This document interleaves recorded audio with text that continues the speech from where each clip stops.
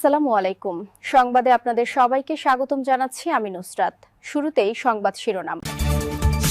ফিলিস্তিনের পশ্চিম তীরে আরও ১৯টি বসতি স্থাপনের অনুমতি ইসরায়েলের। জাপানের পারমাণবিক অস্ত্র অর্জনের চেষ্টাকে প্রতিহতের ঘোষণা উত্তর কোরিয়ার। ভেনেজুয়েলায় যুক্তরাষ্ট্রের হস্তক্ষেপ নিয়ে সতর্ক করলেন লুলা।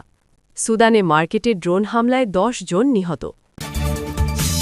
দর্শক, এতক্ষণ শুনছিলেন সংবাদ শিরোনাম। এখন বিস্তারিত। আপনি যদি ইসরায়েলের ধ্বংস চেয়ে থাকেন তাহলে চ্যানেলটি সাবস্ক্রাইব করে দিবেন এবং ভিডিওতে লাইক করে আপনার মূল্যবান মতামত কমেন্টে লিখে জানিয়ে দিবেন। এখন বিস্তারিত। ফিলিস্তিনের গাজা উপত্যকায় চলমান যুদ্ধবিরতির মধ্যেই প্রস্তাবিত ফিলিস্তিন রাষ্ট্রের অপর অংশ পশ্চিম তীরে নতুন করে ১৯টি বসতি স্থাপনের অনুমোদন দিয়েছে ইসরায়েল। দেশটির কট্টর ডানপন্থী রাজনীতিবিদ ও বর্তমান অর্থমন্ত্রী বেজালেল স্মোত্রিচ এ তথ্য নিশ্চিত করেছেন। বিবিসিকে দেওয়া এক সাক্ষাৎকারে স্মোত্রিচ জানান, তিনি ইসরায়েলের প্রতিরক্ষামন্ত্রী ইসরায়েল কাতজের কাছে এ বিষয়ে একটি প্রস্তাব উত্থাপন করেছিলেন, যা গতকাল অনুমোদন পেয়েছে। তার ভাষ্য অনুযায়ী প্রস্তাবিত স্বাধীন ও সার্বভৌম ফিলিস্তিন রাষ্ট্রের প্রতিষ্ঠাকে বাধাগ্রস্ত করতেই এই সিদ্ধান্ত নিয়েছে ইসরায়েল সরকার। উল্লেখ্য, স্মোত্রিচ নিজেও পশ্চিম তীরে বসবাসকারী একজন দখলদার বসতি স্থাপনকারী। পশ্চিম তীর অঞ্চলে বসবাসরত ইসরায়েলি সেটলারদের মধ্যেই তিনি অন্তর্ভুক্ত। ইসরায়েলের এই সিদ্ধান্তের কড়া সমালোচনা করেছে সৌদি আরব।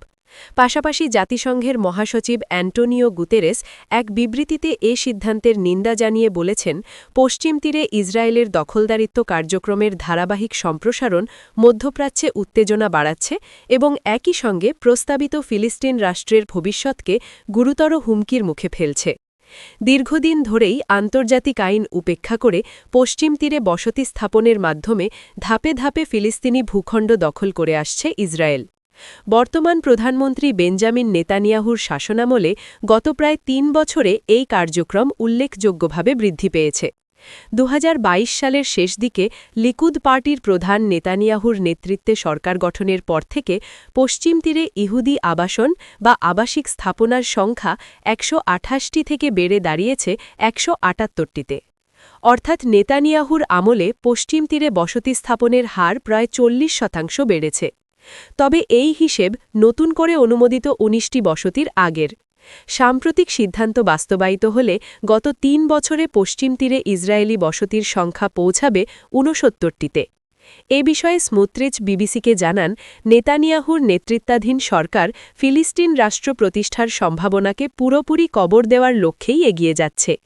ফিলিস্তিনি ভূখণ্ডে বসতি স্থাপন বিরোধী ইসরায়েলি সংগঠন পিস নাও এর তথ্যমতে বর্তমানে পশ্চিম তীরে অবৈধ ইসরায়েলি বসতির সংখ্যা ১৬০টি। এসব বসতিতে প্রায় ৭ লাখ ইসরায়েলি বসবাস করছেন।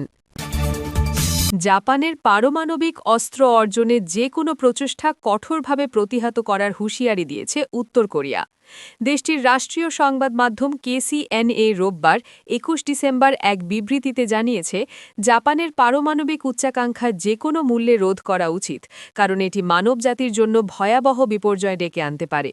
উত্তর কোরিয়ার পররাষ্ট্র মন্ত্রণালয়ের অধীন ইনস্টিটিউট ফর জাপান স্টাডিজের পরিচালক এক বিবৃতিতে বলেন, জাপানের পারমাণবিক অস্ত্র অর্জনের চেষ্টা শুধু এশিয়া নয়, পুরো বিশ্বের জন্য মারাত্মক ঝুঁকি তৈরি করবে।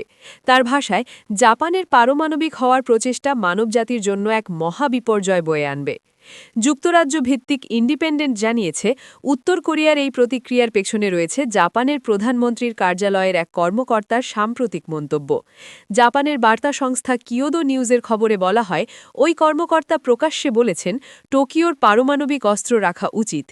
এই প্রেক্ষাপটে উত্তর কোরিয়া দাবি করেছে, এটি কোনো বিচ্ছিন্ন বা বেপরোয়া মন্তব্য নয়, বরং জাপানের বহুদিনের পারমাণবিক অস্ত্রায়নের আকাঙ্ক্ষারই প্রতিফলন।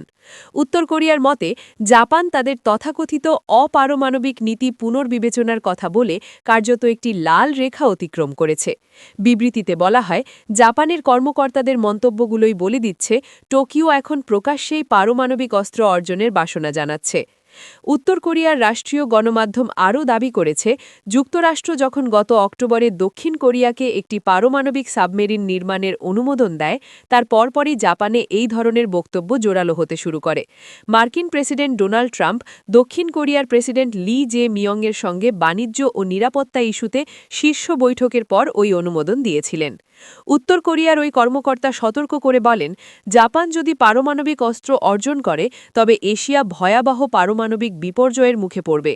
তবে তিনি পিয়ংইয়াংয়ের নিজস্ব পারমাণবিক কর্মসূচি নিয়ে কোনো মন্তব্য করেননি। ধারণা করা হয়, উত্তর কোরিয়া নিজেই একটি ক্রমবর্ধমান পারমাণবিক অস্ত্র ভাণ্ডারের অধিকারী। আন্তর্জাতিক নিষেধাজ্ঞা ও নিরস্ত্রীকরণের আহ্বান থাকার পরও দেশটি তার পারমাণবিক সক্ষমতা বজায় রাখা ও সম্প্রসারণের ঘোষণা দিয়ে আসছে। গত সেপ্টেম্বরে জাতিসংঘে দেওয়া ভাষণে উত্তর কোরিয়ার উপপররাষ্ট্রমন্ত্রী কিম সন গিয়ং বলেন, পারমাণবিক অস্ত্র তাদের রাষ্ট্রীয় আইন, জাতীয় নীতি ও সার্বভৌম অধিকার, যা তারা কোনো পরিস্থিতিতেই ত্যাগ করবে না।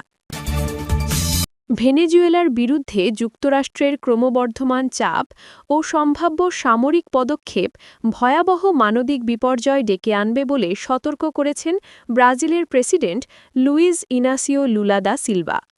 তিনি মত দিয়েছেন, ভেনেজুয়েলায় কোনো ধরনের সশস্ত্র হস্তক্ষেপ শুধু ওই দেশের জন্য নয়, বরং পুরো পৃথিবীর জন্যই এক বিপজ্জনক দৃষ্টান্ত স্থাপন করবে। রোববার ২১ ডিসেম্বর ব্রাজিলের দক্ষিণাঞ্চলীয় শহর ফোজ দো ইগুয়াসিতে দক্ষিণ আমেরিকার আঞ্চলিক জোট মার্কোসুরের শীর্ষ সম্মেলনে বক্তব্য রাখতে গিয়ে লুলা এই মন্তব্য করেন। খবর রয়টার্সের। তিনি বলেন, ভেনেজুয়েলায় সশস্ত্র হস্তক্ষেপ একটি মানবিক বিপর্যয়ে রূপ নেবে। এটি এমন একটি নজির সৃষ্টি করবে যা বৈশ্বিক স্থিতিশীলতার জন্য মারাত্মক হুমকি। রয়টার্সের প্রতিবেদনে বলা হয়েছে, ভেনেজুয়েলা ইস্যুতে যুক্তরাষ্ট্রের সঙ্গে উত্তেজনা সম্প্রতি আরও বেড়েছে। গত মঙ্গলবার মার্কিন প্রেসিডেন্ট ডোনাল্ড ট্রাম্প ভেনেজুয়েলায় যাতায়াতকারী সব নিষেধাজ্ঞাভুক্ত তেলবাহী জাহাজের ওপর অবরোধ আরোপের নির্দেশ দেন। ওয়াশিংটনের এই পদক্ষেপকে নিকোলাস মাদুরো সরকারের ওপর চাপ বাড়ানোর নতুন কৌশল হিসেবে দেখা হচ্ছে। ভেনেজুয়েলার অর্থনীতির প্রধান চালিকা শক্তি তেল খাতকে লক্ষ্য করেই এই ব্যবস্থা নেওয়া হয়েছে।